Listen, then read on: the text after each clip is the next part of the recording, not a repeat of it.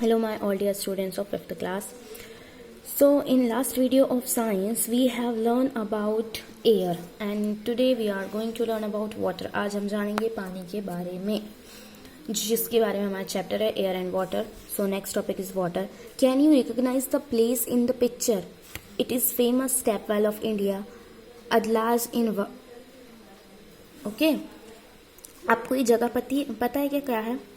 ये एक step well है, ठीक है. ये एक कुआं है, सीढ़ियों वाला कुआं, जिसका नाम है अदलाज इन Vav, which is located near Ahmedabad Gujarat and was build around 500 years back. ये बना हुआ है अहमदाबाद के गुजरात में और लगभग 500 साल पहले इसे बनाया गया था.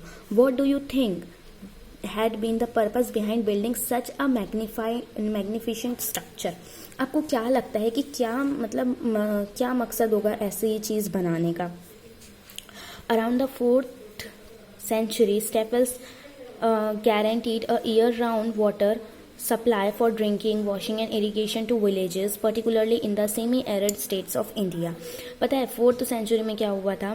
स्टेपवेल्स जो थे वो ऐसे थे जो कि साल भर हमें पानी सप्लाई करते थे उस समय के लोगों को, पीने का, कपड़े वपड़े धोने का और इरिगेशन के लिए, मीन्स खेती बाड़ी के लिए गाँव में. और ये ज़्यादातर ऐसी ही जगहों में इंडिया के बने हुए थे, ठीक है. With rapid modernization, staples become just an archaeological piece as most of them tipped up or were used for dumping waste. और जैसे जैसे मॉडर्नाइजेशन यानी कि जैसे जैसे दुनिया आगे बढ़ती गई तो स्टेपवेल्स जो थे वो सिर्फ एक आर्कियोलॉजिकल पीस बन गए, सिर्फ देखने की जगह बन गई. ज़्यादातर तो सूख गए और कुछ जो हैं उनका यूज़ किस पर्पस के लिए किया जा रहा है? कचरा फेंकने के लिए. Our ancestors had visualized the importance of water very well and they built stepwells to use underground water judicially and conserve rain water. पता है अपने जो ancestors थे, अपने जो यानी पूर्वज थे, उन्होंने काफ़ी अच्छे से समझ चुके थे वो पानी की वैल्यू, पानी की कीमत, और इसीलिए उन्होंने स्टेपवेल्स बनाए थे ताकि वो अंडरग्राउंड वाटर का यूज़ कर सकें और जब उनमें पानी ना हो तो रेन वाटर वहाँ पे बचाया जा सके, रेन वाटर वहाँ कंजर्व किया जा सके, ठीक है.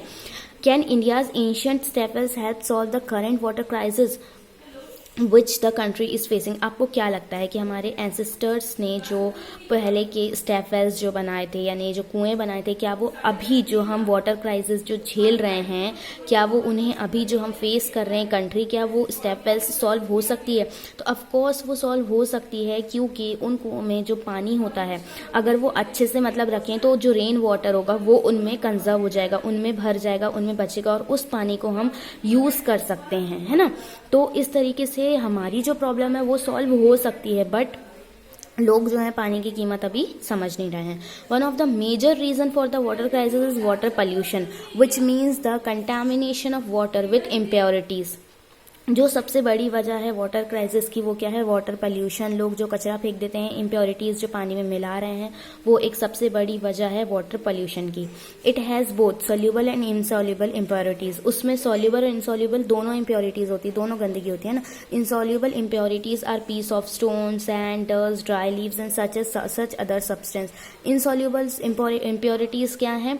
जैसे कि पत्थर, मिट्टी, रेत और पत्तियाँ और दूसरे substance. Sometimes water get contaminated with disease causing germs as factories dump their waste in water. कभी कभी पानी जो है वो बहुत ज़्यादा गंदा हो जाता है, इतना गंदा कि उससे डिसीज़ फैलने लगती हैं, क्योंकि उनमें जर्म्स आ जाते हैं, उसमें कीटाणु आ जाते हैं. और वो क्यों आते हैं? क्योंकि सारा फैक्ट्री का वेस्ट जो होता है वो कहाँ फेंका जाता है? नदियों में, पानी में फेंका जाता है, और वही पानी हम पीते हैं जिसके कारण हमें क्या होती है? बीमारियाँ. To make water suitable for drinking purpose it should be free from all the impurities. तो पानी को पीने तक के साफ बनाने के लिए, पीने का साफ पानी बनाने के लिए ये बहुत ज़रूरी है कि उसमें इम्प्योरिटीज़ ना हो. बट जितना कचरा पानी में फेंकते हैं उससे उसमें जो जर्म्स है वो बढ़ते ही जाते हैं और इसलिए बीमारियाँ होती हैं. Let's find out. मैं आपको क्या दिया? Removing insoluble impurities from water. कैसे इनसॉल्युबल इम्प्योरिटीज को पानी से हटाया जाता है? Insoluble impurities like sand, mud, dry leaves and twig present in water can be removed with different separation process like sedimentation, decentation and filtration. Let us discuss these process briefly.